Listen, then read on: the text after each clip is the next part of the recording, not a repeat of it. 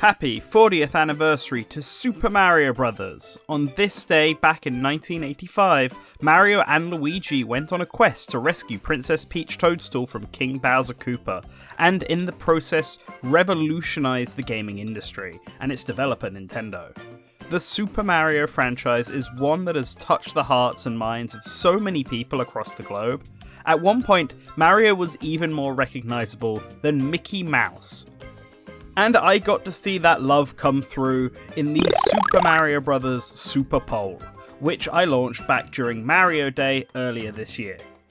Sorry to keep you all waiting for so long, but now I can finally reveal the results of that poll. Some of them, anyway. There was a lot of interesting and unexpected data found during this research, worthy of being several videos of their own, so look forward to them in the near future. For now, on Mario's actual anniversary, we're going to go big, because a major part of the Super Mario Bros. Super Poll was that I asked all of you to let me know how much fun you felt every single Mario and Mario-related series was.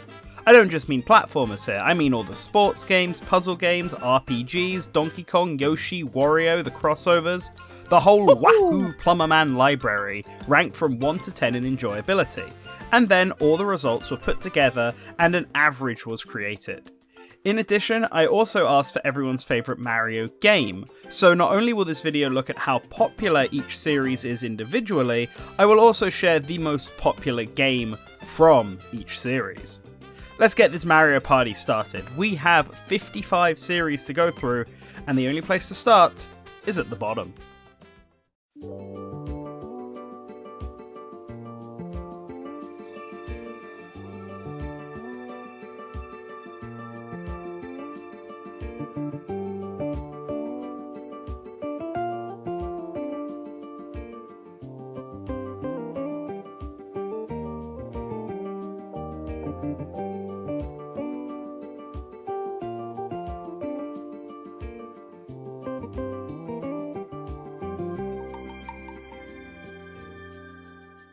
And first up, we have a series that's an honourable mention because it did not exist when this poll was set up.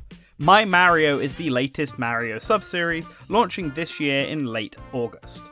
It's just a game and app for toddlers and young kids, nothing any of my audience needs to really play.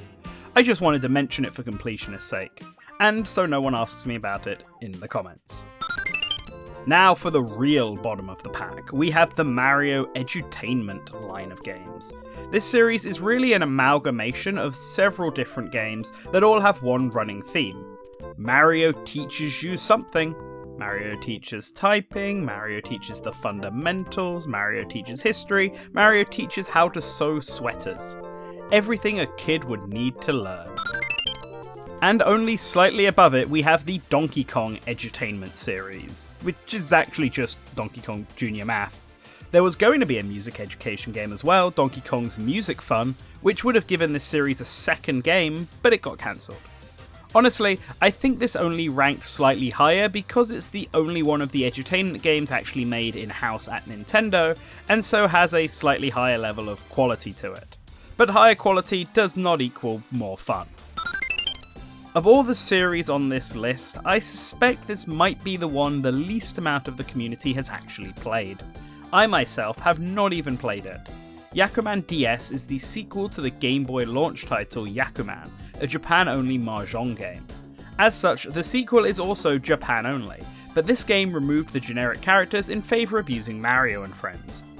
The game sold poorly, and is surprisingly expensive to get, and I'm going to assume it is entirely because it's the first game that Toadsworth was playable in. In fact, it's one of the only games he's playable in, and he's one of the hardest opponents in the game. All that old manpower is funneling its way into being good at Mahjong. Maybe that parlour is where he's at today. Now we have a game that's still fresh in the minds of many, because it was really the cap-off of the quote-unquote dark ages of Nintendo, in that transition from Wii U and 3DS to Nintendo Switch. Mario Sports Superstars is a game that feels like it exists exclusively to sell amiibo cards. It's a collection of the worst versions of the 4 major Mario Sports series, plus a new one in equestrian riding, and I'll be honest here, I think equestrian riding is pretty good. Golf and tennis as well. Those two games specifically are just reusing a ton from the 3DS's standalone golf and tennis games, which are both good. The problem with this game is that all the returning sports are just more boring visually and lack much in the way of content or depth. So even if the individual games are technically good, it brings down the quality of the overall package. Personally though, I would take a standalone, more in-depth equestrian riding Mario game. They should get on that. Next up is a game Nintendo would rather us all forget, but through the power of the internet and YouTube poop, Hotel Mario has managed to stick around. With wise words like, all toasters toast toast, and I hope she made lots of spaghetti, Hotel Mario's cutscenes have been memed to the underwear and back. And that has allowed it to be enjoyable for some. But it's still not a good game. Mario closes doors simulator, how exciting. In concept, I understand what it's going for as an arcadey puzzle game, but in practice, it is frustrating and not that great. But the memes do slap. The original Mario Pinball on NES had Mario and Pauline in it, but the dedicated Mario Pinball game was Super Mario Ball on the Game Boy Advance. I only bought this game recently, and I haven't actually played it yet, so I can't comment on its quality myself. But I've heard it's not great.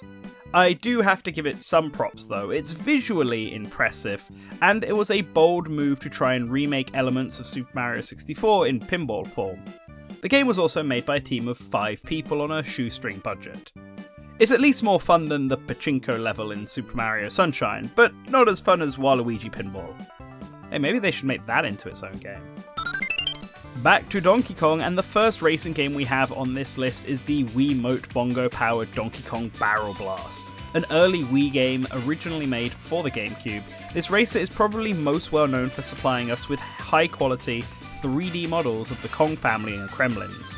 Seriously, all those trophies you saw of Donkey Kong characters in Brawl and Smash 4 come entirely from this game. That Lanky Kong and Tiny Kong model, they're both from here. Unfortunately, while a novel idea for a racing game, the input method was the start of a snowball into poor design choices, bland track design and little difficulty. The game did have a plethora of content, but that's not enough to distract from the mediocre gameplay. From one racer to another, we go back in time to one of Nintendo's first, the progenitor to both Mario Kart and F-Zero, Famicom Grand Prix. It consisted of 2 games that don't look like Mario games on the surface, but he features in both, so it counts. In fact, it's the game where he and Luigi get their mechanic outfits from, as well as the origin of the monster car that made a return in Mario Kart World. Honestly, while I've not played it myself, I think this is a series suffering from its Japan-only status. It was popular enough to get a sequel, and even a cancelled game. As the story goes, the unreleased sequel was shown to Nintendo of America, who ripped into the game and said it would never sell, leading to the game being shelved. The bitterness the devs felt about that, however, did lead to the creation of F-Zero, so I guess it all worked out for us. That's your F1 Grand Prix fact of the day. You're welcome. Next up, we have the first of our puzzle games, and technically the first entry in the standalone Yoshi series, Mario and Yoshi. Or just Yoshi in America, but that's confusing nowadays, and I think Mario and Yoshi gets the series across better. I'm not biased because it's the one I grew up with, I swear. Mario and Yoshi is one of those weird puzzle games Nintendo released at this time that came out on 2 systems simultaneously, NES and Game Boy. Not Super Nintendo, surprisingly, despite that being the system that Yoshi debuted on, but as it turns out, that wasn't always going to be the case. In 2024, it was discovered that Game Freak had been working on a Super Mario and Yoshi in 1995 that would have had different biomes with different enemies to egg up. The game was cancelled for unknown reasons, and the series has been stagnant since. I kinda get why though. I did grow up with the Game Boy version of this game, and it's an alright puzzle title, but compared to the other Yoshi puzzle games released, it is definitely the weakest and most simplistic. What if we gave Mario a gun? He is an everyman after all, and he already went to war on the Game & Watch, so why not put a bazooka in his hand and have him ride through a safari zone, blasting wild animals all on the back of Yoshi? Yeah, this is a weird series with only one entry. It very clearly existed to give a boost to Super Scope sales, the successor of the NES Zapper. That peripheral found success by being a pack-in title and allowing Nintendo to port some of their light gun arcade games to home consoles. The Super Scope didn't have that similar backing, and it's clear that new IPs like Battle Clash weren't going to push sales. So a Mario game exclusive for the bazooka made sense. Too bad that it's kind of mediocre. It did give us this really cool armoured Bowser boss fight though. It's Wario's time to shine, or not, given that this game couldn't even hit the halfway mark on the fun scale. Some would argue that Master of Disguise is part of the Wario Land series, but it really isn't. Ignoring the name difference, this game is primarily a puzzle title, asking the player to perform heists as Thief Wario, playing minigames and using transformation powers with the touchscreen. On paper, it sounds like a winning formula. Thieving is fitting for Mario's rival, and combining WarioWare with Wario Land is a culmination of all things wah.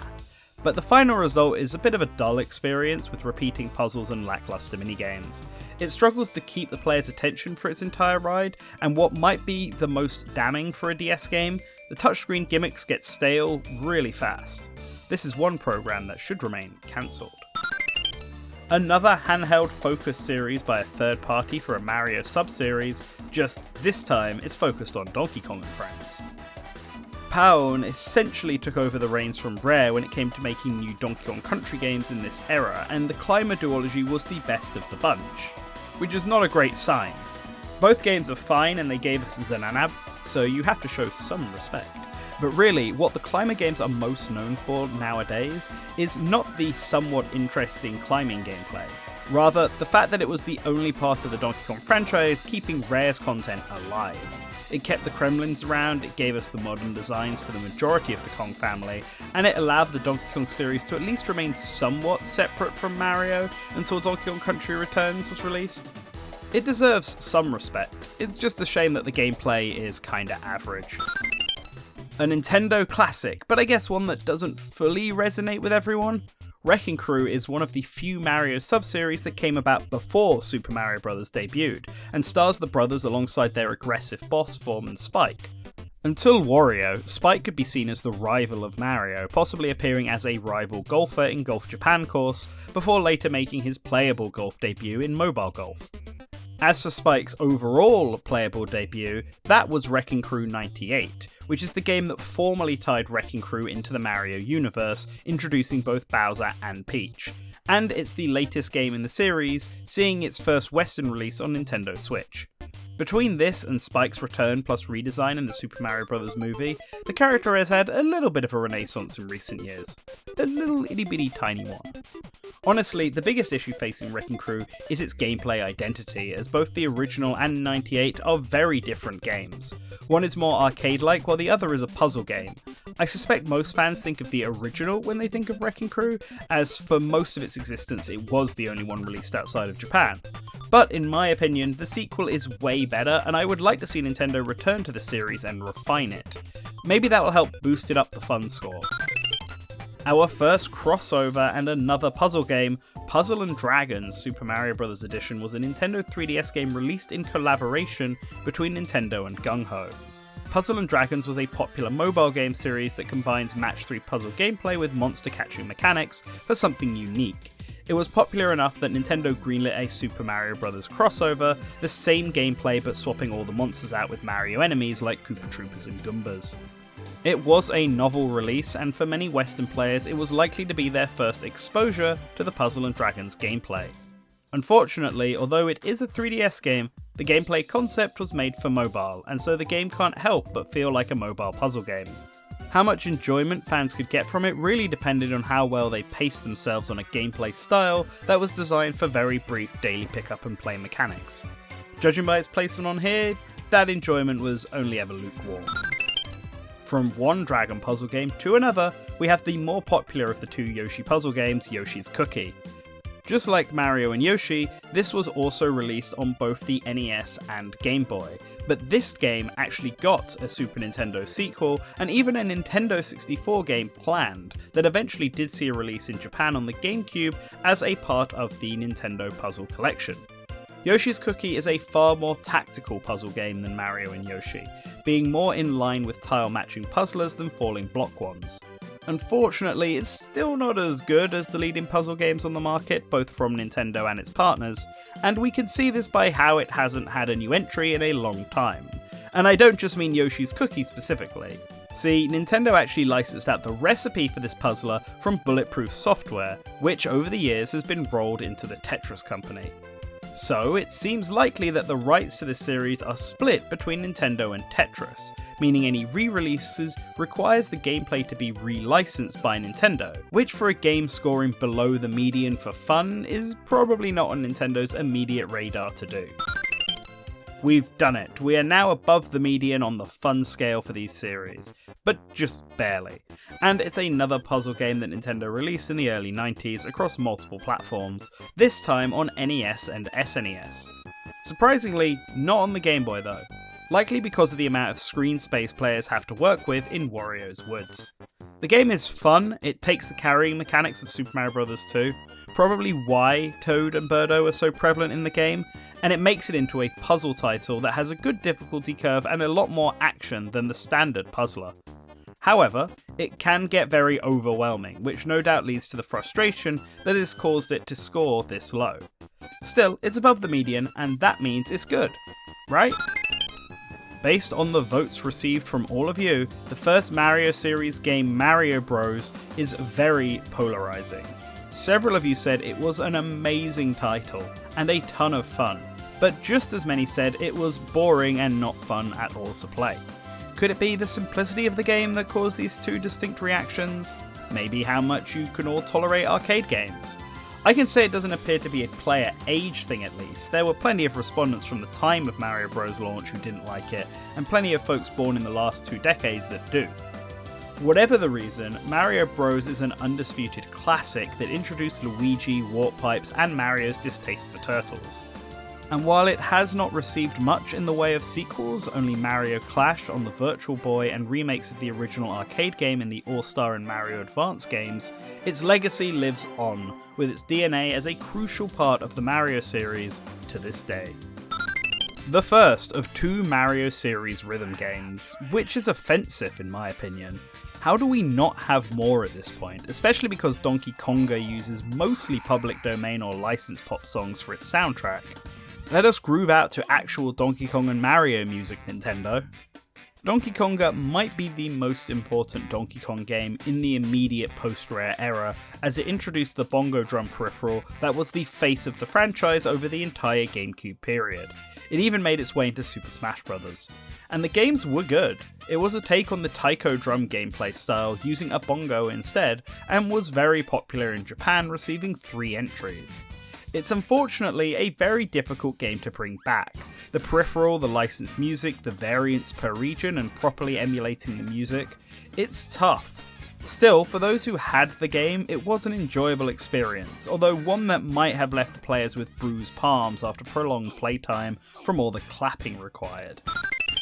And now for the other Mario series rhythm game, this one actually having Mario in it. A crossover with the DDR series, Dance Dance Revolution Mario Mix sees the bros break down and show off moves beyond what they can do on the Mario Kart World title screen.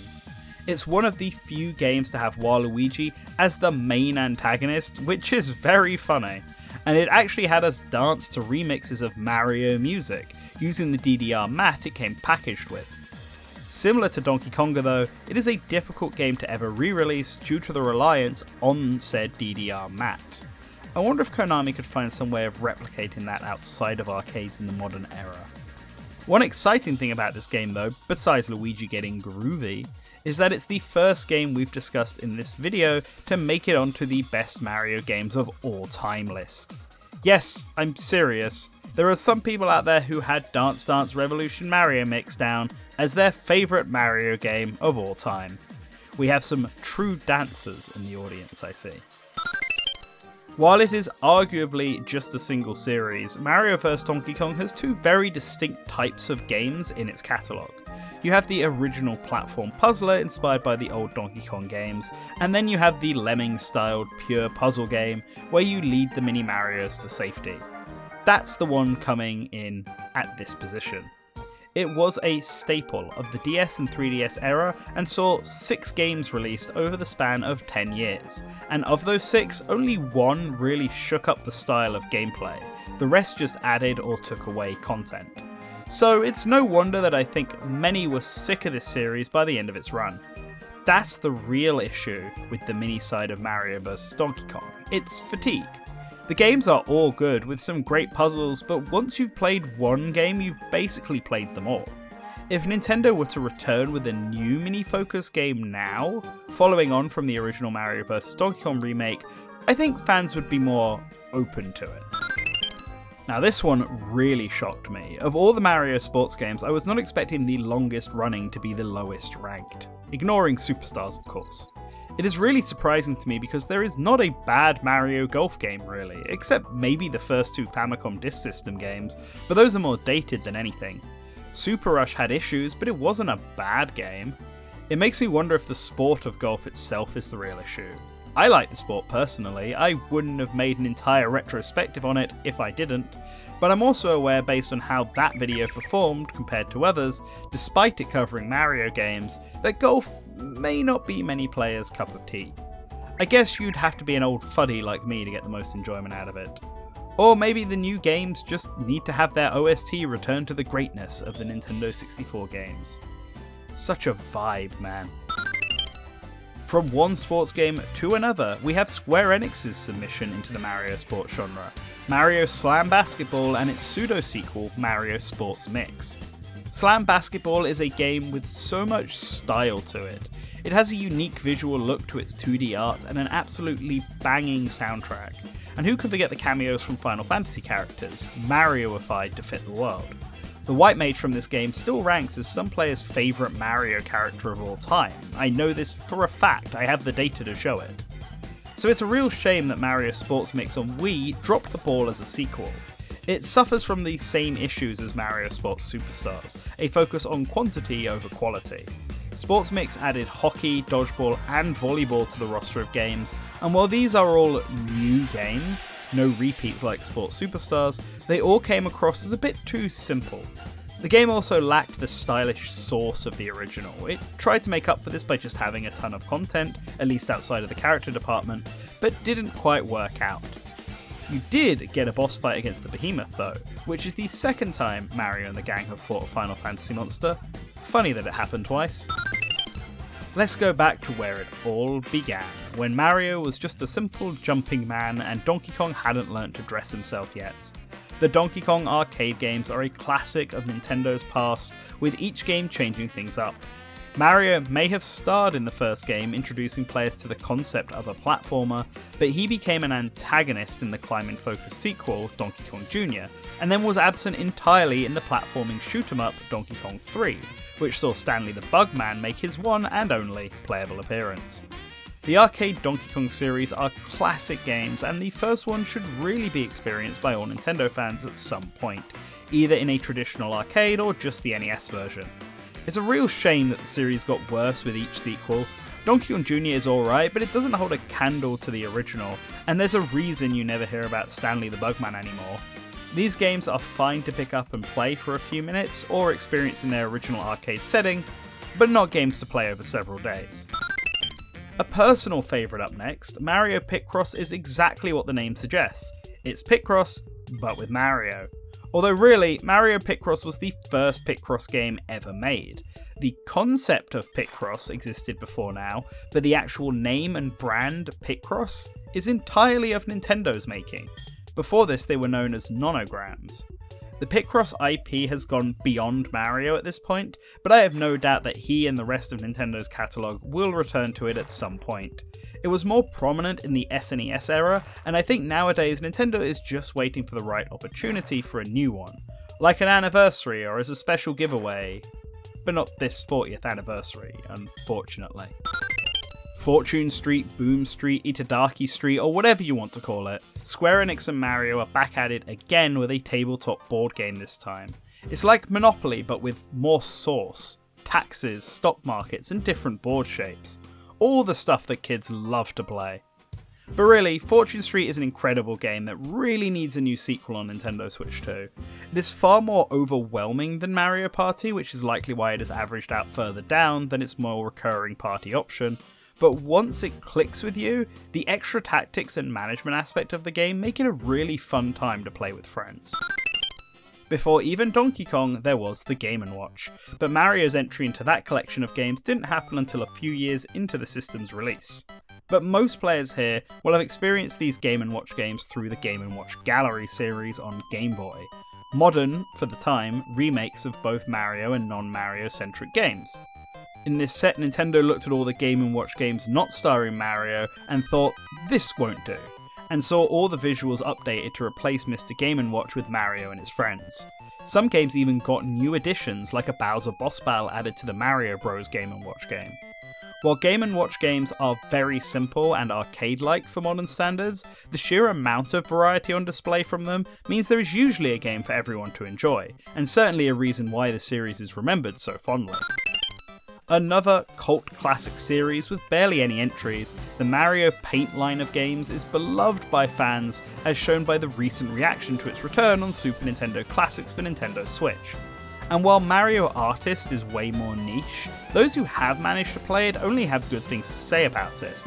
If that's the case, then why is it only a 6 on the fun scale? Well, like with all creative games, it really only appeals to a certain type of player. Not everyone wants to have to make the content that they enjoy, and unlike a certain other Mario making game, Mario Paint and Artist only allow players to create watchable content, art, music, video, and 3D models. Yes, it does have games included, but I don't think Fly Swatter or some prototype WarioWare games are enough to catapult it up the fun scale for many. Still, for those who do gel with it, the game is beloved. Okay, as we hit the halfway marker on this list, allow me the briefest of moments for an intermission, where I humbly request that if you like this kind of content, like Super Mario and general Nintendo videos, or just want to hear my voice some more for some reason, please do subscribe to the channel and interact by leaving a comment. In the new YouTube algorithm, interactions are vital for channel growth, and I personally read every single comment. It gives me the daily dopamine I need to get through the day. It's better than caffeine, so keep me healthy and leave a comment down below. Okay, back to the list. Peach's second and latest solo outing, Princess Peach Showtime, is another game that has its dedicated fans and its dedicated detractors. But in this case, most players would call it a 6 out of 10 on the fun scale. A series of play-themed set pieces that see Princess Peach cosplaying several jobs, all in her quest to stop the evil Madame Grape. There's a lot to like about the aesthetics and presentation of Princess Peach Showtime, but the actual gameplay itself is the problem. The game is really easy, filled with collectibles that aren't super obnoxious to get but can be a pain if missed the first time through, if they are even available on a first time playthrough. The different set pieces that Peach finds herself in does mean allowing for a lot of gameplay variety, but as with all games of this ilk, not everything can be even in quality. Some stages are fun, like the cowboy and martial artist Peach, while others are slogs, like Detective and Mermaid Peach. It's a mixed bag that rounds out into just an average experience. Still, it was popular enough that we may see it again. Finally, a third outing for Princess Peach. And with this, we have covered off all of the Mario puzzle games. I didn't include Yoshi no Panapon in this ranking, because it's really a Puzzle League game just reskinned to include Yoshi, but if you think I should have included them, then let me know in the comments down below. Now back to Dr. Mario, Nintendo's premium Mario puzzle game. The Good Doctor is very popular as a character, and the series has had a new game on almost every platform. Really, the Switch generation is the first to not get a new Dr. Mario game, although Dr. Mario World did launch on mobile phones during this generation. Dr. Mario is the falling block puzzle game in the Mario series, and a very fun one at that, not just asking players to drop the pills, but to insert them correctly for the best results. It's methodical, while still having the quick reaction speeds required of something like Tetris. While only hitting a 6 on the fun scale, I do wonder if there's just a general dislike for puzzle games. Like creative and sports games, it requires a certain mindset to enjoy, and not everyone will feel that. Or maybe it's just because we haven't had a new console game in ages. Fix that soon, Nintendo. Give us Dr. Mario 99 and let the kids finally have a positive visit to the doctor's office. And we are back at Princess Peach. Honestly, the difference between this and Showtime in the scoring is incredibly minute. But this one did score higher, and I think it's because the game is more action focused. It never reaches the entertaining heights of Showtime, but never hits the lows either. The game is just a platformer with an emotion gimmick that is used for progression and puzzle solving, while also just being a standard platformer. I've always had a soft spot for Super Princess Peach myself, but I think that's driven by the pixel art and the novelty of it being the first game to star her. I've never been compelled to replay it, so the actual minute-to-minute gameplay is likely very average, and this score reflects that. It's Peach's best outing, but not by much. When Nintendo and Sega announced that Mario and Sonic would be crossing over for the first time, I don't think the Olympics was the place everyone expected it to happen. Still, what we ended up with was a fun sports game compilation, followed by many, many more. What makes Mario and Sonic work as a compilation game over the other sports compilation games is that it's really more of a mini-game collection than it is a sports game.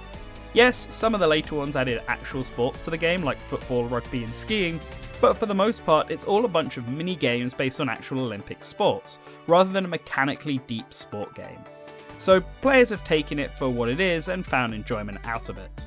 The series did get a little long in the tooth though. It would be one thing if it was released every 4 years for the main Olympics, but we got Winter Olympic games as well, and slightly different handheld versions alongside the main console release.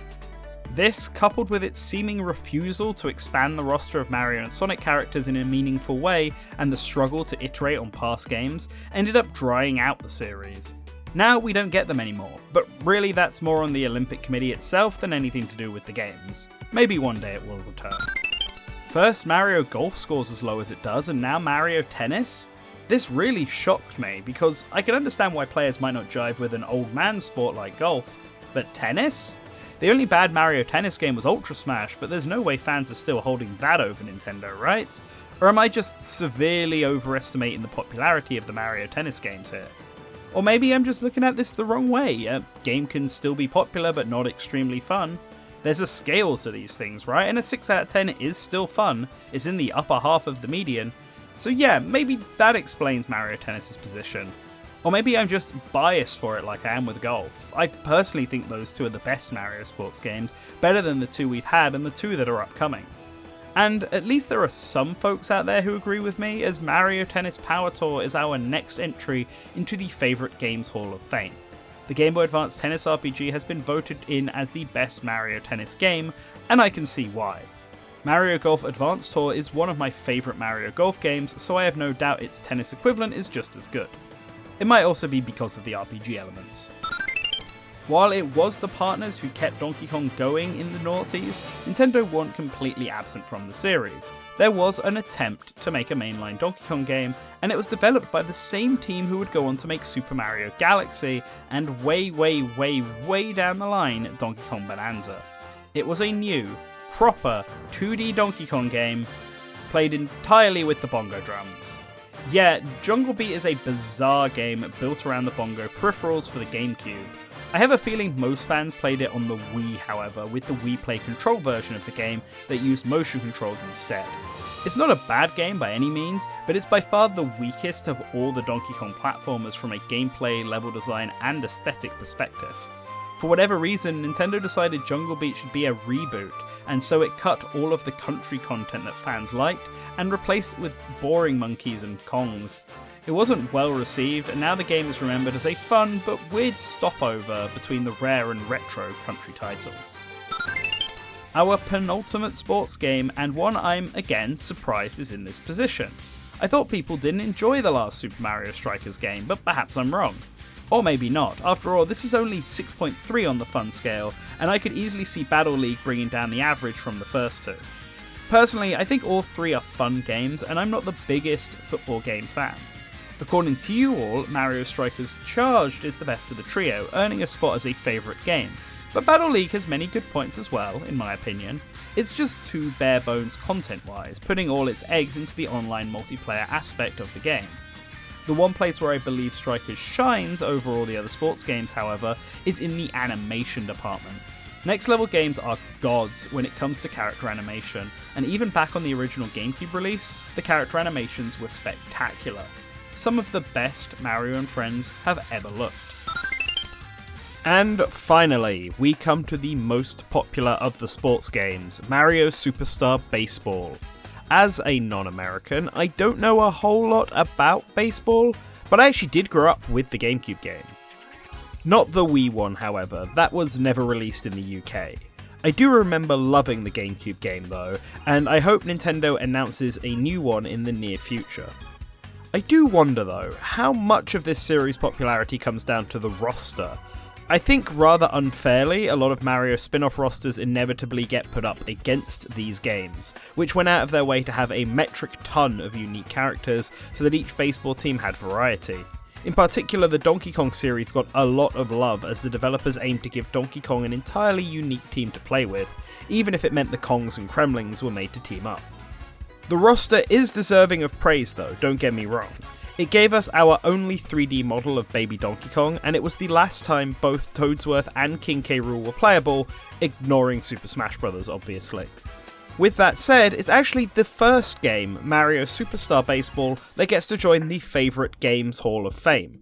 It's the only one of the two I could play, so I guess I just have to agree that it's the better of the two. Rather surprisingly, up next we have Wario's only 3D outing, Wario World. Developed by Treasure of Sin and Punishment fame, this incredibly bizarre 3D platformer is surprisingly influential for Wario, showing both his powerful grappling prowess and annoying gross-out humour in one relatively short package. That's probably the biggest complaint I can throw against this game, it's a bit too short. But Wario does here what he does best, grabs enemies and throws them, or pile drives them, butt smashes them, and of course, dashes into them. The game wasn't a massive success, but as Wario's only 3D outing, it's remembered quite fondly, and after Donkey Kong Bonanza, there are plenty of us that hope to see Wario get another crack at adventuring in 3D.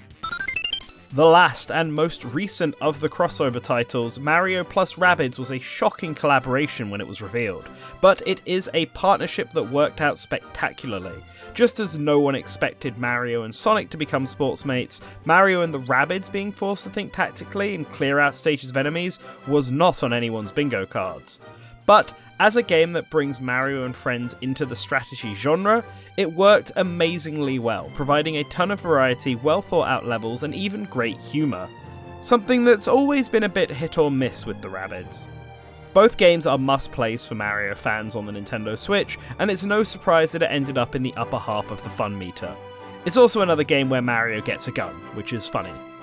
If you had to pick between the two games though, it's the first one, Mario plus Rabbids Kingdom Battle, that has been chosen to make it into the Favourite Games Hall of Fame, earning a place on the Best Mario Games shelf. We talked about the minis earlier, so now let's talk about both the first and latest entry in this mini-series. Mario vs. Donkey Kong is the latest puzzle platformer to take on the original arcade Donkey Kong, but leaning more towards the puzzle elements of its Game Boy interquel. The game asks Mario to not only find the key to advance, but also free the mini-Marios and guide them to the exit. You can see how the series eventually shifted to being focused on the minis, but based on these poll results, you all find it more fun to platform around the stage while doing so. A bit of action to spice up the puzzle gameplay. As we enter the 7s now, we have a game that you can't even play anymore, and that's sad given how high its placement is. Super Mario 35 was a battle royale game released temporarily to celebrate Mario's 35th anniversary. Players competed through levels of Super Mario Bros. To become the last one standing, and given that Super Mario Bros. Is already fun, just adding massive multiplayer to it only added to the enjoyment. It's a real shame that Nintendo made this game inactive. I really hope that for some reason they decide to bring it back in the future, even if it's got a new name like Super Mario 50 or something. It deserves to be played. Now it's time for that interquel I mentioned 2 games ago. The predecessor to the Mario vs. Donkey Kong series is the absolutely amazing Donkey Kong 94, which is, in my opinion, the best game on the Game Boy, and one of the best games ever made. Mario feels at his best in this game, for the time anyway, with several movement options that open up pro players to beat these puzzle levels in new and faster ways. And many of you agree, as Donkey Kong 94 also gets to enter the favourite game group. It could almost count as my favourite Mario game, but we're about to get to that as the next entry. We've gone through the puzzle games, so now it's time for the main course, the defining part of the Yoshi series, its platforming titles. Yoshi has never had a 3D entry like Wario and Donkey Kong, but that doesn't mean there isn't any variety in these 2D platformers. Games like Yoshi's Story, Crafted World, Touch and Go, and Universal Gravitation all dared to do something new with the core Yoshi gameplay, to mixed results. Ultimately though, nothing beats that core Yoshi gameplay introduced in the original Yoshi's Island, and that's why Super Mario World 2 Yoshi's Island gets to enter your favourite Mario games group. And for the first time, we actually had multiple contenders for this position, with both Woolly World and Crafted World being voted on as the best game in the Yoshi series. But it wasn't really a contest, as the original game absolutely outnumbered them in votes. And I agree, for you see, Yoshi's Island is in fact my favourite Mario game, and one of my top 3 games of all time. I love this green dinosaur, he's so cute and his games are so fun. A new entry was announced for 2026, and while it isn't the 3D Yoshi game many of us were hoping for, it looks amazing visually. We can only hope the gameplay and difficulty hold up as well. With 13 mainline games and several handheld side games, Mario Party is one of the biggest and most recurring of the Mario spin-off titles, and for good reason. While it may have been a bit oversaturated and lost its direction at one point, the core gameplay of Mario Party is too fun to be left forgotten, and Nintendo has returned to the classic board game formula on Nintendo Switch. We are in a bit of a Mario Party renaissance, with the recent games being back up to the quality the series was at in the Nintendo 64 and early GameCube days. Super Mario Party Jamboree was excellent, and it is a close competition between it and Mario Party 3 for the best Mario Party game of all time. Ultimately, Jamboree won out by just a tiny margin, likely thanks to the advantage of being more recent, having more content and more modern quality of life features. But you can't go wrong with either game, they're both go-tos to play when friends are over, the life of the party, if you will. It's Wario time again with Wario's primary solo adventure series, easily the best Mario series platformers on the Game Boy and Game Boy Advance. Each Wario Land game builds on itself while still offering a unique experience, whether it be the focus on exploration found in Wario Land 3, or the focus on speed in Wario Land 4, or maybe you just prefer the traditional platforming and power-ups of the original Wario Land. Either way, Wario is here for you. He is friend, he is life. That said, we do have an answer, as both Wario Land 4 and Wario Land 3 are nearly tied for a position as a favourite Mario game. But ultimately, it goes to Wario Land 4. This specific style of Wario Land has defined an entire growing genre in the last few years. Its unique sense of style and music went on to be a massive influence in the most popular line of Wario games, and it was the one to see a direct gameplay sequel in Wario Land Shake It, the latest game in the series. Hopefully it doesn't remain as the latest game for too much longer. A game so good, Nintendo released it 3 times in 10 years. Captain Toad Treasure Tracker is a diorama-based puzzle game starring everyone's favourite little explorer. While it wasn't Toad's first solo adventure, it is the one that stands out as being entirely his own, with no Mario, Peach, Bowser, Wario or Yoshi to distract. Toadette is here, however, and she gets just as much love as the captain in this game. While the original was designed with the Wii U gamepad in mind, the Nintendo Switch port shows that it isn't a requirement. Nintendo just needs to make good puzzles and dioramas for the captain to explore. It would be interesting to see how Nintendo could evolve this game in the future, perhaps with bigger, more explorable dioramas? Hopefully we don't have to wait too long to find out. We've entered into the top 10 Mario series now, and to start us off we have the ultimate creator game, Super Mario Maker. Unlike the art and music of Mario Paint, Super Mario Maker allowed fans to make their own 2D Mario platformers in any of the major art styles. Through this game, we got to see a ton of creative expression and some fantastic puzzle stages and tough platforming challenges. Also a lot of slop, but hey, at least those players are also trying and learning from their attempts. The series got better with Super Mario Maker 2, which added even more content and earned itself a position as a favourite game. I'm excited to see what Nintendo could do with this series in the future. Perhaps they could combine elements of this and Mario Paint together and let fans make their own pixel art or music for future releases? Or maybe that is just a copyright nightmare waiting to happen. From custom games to mini-games, in 9th place we have the top of the Wario series, its most frequently seen and dominant series, WarioWare. The micro-game extravaganza. Frequently seeing multiple releases per gaming generation, WarioWare is a master of pushing the hardware gimmicks of each system to the peak of fun, rightly earning it an 8 on the fun scale. While some certainly lament that WarioWare has taken the spotlight away from Wario Land, not even those fans can deny that WarioWare isn't a fun series to play through. The games can be a little short, falling into Nintendo's budget category of releases, but low budget clearly doesn't equal low quality, and WarioWare sits firmly in the single digits, with the DS WarioWare Touched crowned as the series' pinnacle, entering the favourite game group. Ignoring Mario plus Rabbids, somehow we hadn't had a single Mario RPG pop up yet. That goes to show how popular and well made the RPG games are, and the one that started them all is coming in at number 8. It was thrown back into the spotlight recently with a Nintendo Switch remake, but it's always remained on the minds of fans as a great and important RPG release. Especially in my community with all of you Super Smash Bros. Fans. I see you Geno heads. And of course, it has also made it onto the favourite games list. For the sake of this poll, I combined both the remake and original game votes together. This was primarily because it was unclear which one was getting the votes. In some cases it was obvious, as you would put Super Mario RPG 2024 or Remake in the entry, and classic fans would put the full Legend of the Seven Stars in the title, which the remake dropped. But there was also plenty of you who just put Super Mario RPG, and I felt it was just safer to fuse the results together. They are still pretty similar games after all, despite being nearly 3 decades apart. I expected this to be in the single digits, but 7th place is shockingly low for the primary core Super Mario experience, the 2D platformers. This category included everything from the console games, the new Super Mario Bros. Games, the Land games, and the Advance games. Maybe if I had split them all up, things would be different, but they are all just 2D platformers that iterate on one another, tending to get better with each new entry.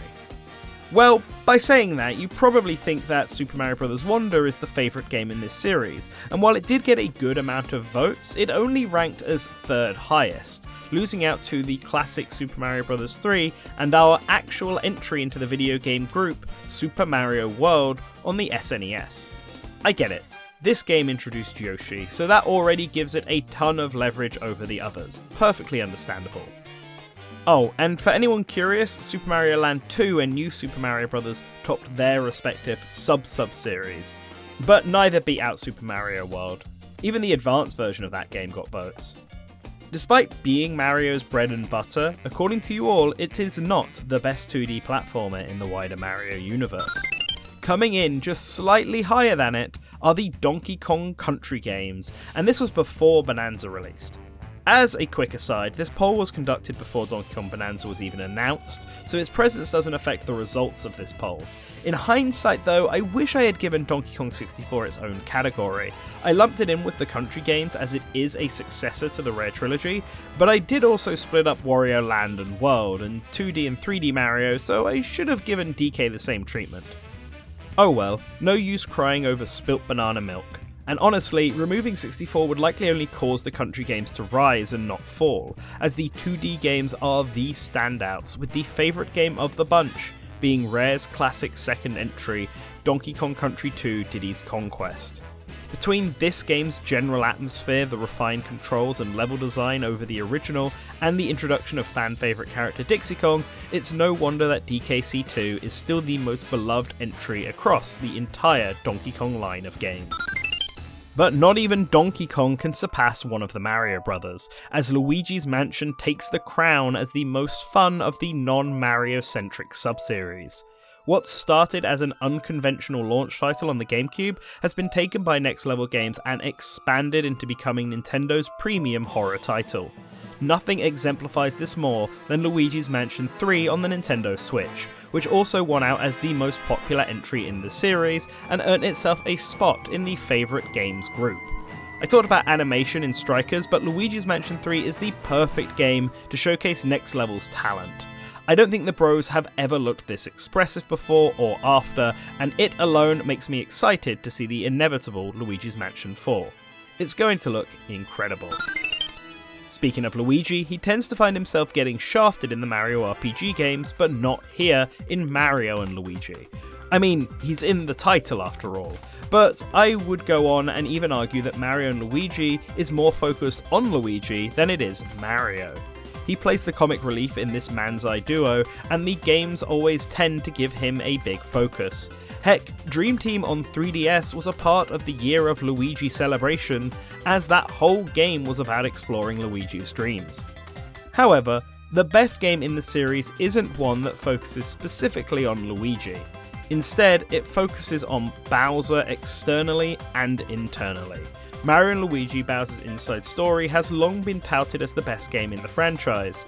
I have my own disagreements about that personally, but it is a fantastic game, and so I get why many find it to be the series' peak. Plus, it's nice to have a game where Bowser gets to have such a strong focus. It was very close between the two main Mario RPGs, but the longer-running Paper Mario has ultimately won out as the community's favourite. While the Paper Mario series has been a bit of a roller coaster of quality over its 2 decades, it can't be denied that its peaks are high, and even at its lowest, the game is still good. The series is at an interesting crossroads right now. When it comes to its future, the latest entry, Paper Mario The Thousand Year Door HD, is also ranked as the community favourite entry for the series. But, as the remake showed, there are plenty of aspects of this game that modern games like Origami King did better. In a perfect world, the next game will take what works from The Thousand Year Door and what works from Origami King and make the best game ever. But it's also possible the devs pick a lane between the two and stick to it. I guess we'll just have to see what happens in the future. In second place, we have the best-selling spin-off in the Mario series, a franchise so strong Nintendo chose to launch its new console generation with its latest entry. And this poll doesn't even count Mario Kart World in it, as it went live before we even knew that game's name. That's how powerful the series is, and its best-selling game is also the favourite amongst the community. Mario Kart 8 Deluxe is not only the best-selling Mario Kart game ever, it is the best-selling Nintendo Switch game ever, and it will likely continue to sell despite the fact that Mario Kart World exists now. The games are not only fun, both solo and with friends, but they are aesthetically incredible, and allow fans the most freedom when playing as Mario's wider cast, especially in World, which gave us unconventional choices like Dolphin and Coin Coffer. Mario Kart is just overall fantastic. But it's not the best Mario series. That honour belongs to the other half of Mario's bread and butter genre. The appropriately titled Super Mario series encompasses all of Mario's 3D outings, beginning with Super Mario 64 all the way through to Bowser's Fury, and is the peak of all things Mario. Not only is every entry in this series still extremely fun to play, the original Super Mario 64 revolutionized gaming in a way not seen since Super Mario Bros. On the NES, and almost all of its successors sit comfortably as some of Nintendo's most critically acclaimed games. The fight over favourites was extremely close. The top 4 most popular games, period, were all entries in the 3D Mario series, with Super Mario Odyssey and Super Mario Galaxy neck and neck in terms of votes. Ultimately, there could only be one winner though, and this time the community voted in favour of Super Mario Odyssey, the latest sandbox 3D Mario game. It's not only the favourite game of the 3D Mario titles, but the most popular Super Mario game in general, as voted for by all of you. Whew! And that does it for your ranking of every series under the Super Mario and Friends umbrella. But what about my own personal ranking? Well, let's keep the Super Mario 40th anniversary celebrations going, as the day this video goes live, I will be streaming the making of my tier list of Super Mario games ranked, as you all voted to see it happen. And stay tuned for further results from the Super Mario Bros. Super Poll. As I said at the start, there was a ton of data available for me to work with, and given how long this video already is, it makes sense to have the other results be in their own videos, like the community's favourite Mario characters, favourite locations, power-ups, Mario Kart tracks, Mario Party boards, characters to become playable in spin-offs, and more. So make sure you subscribe and hit the bell so you can be informed about when those videos will be going live. Until then, all I have to say is happy 40th anniversary, Super Mario.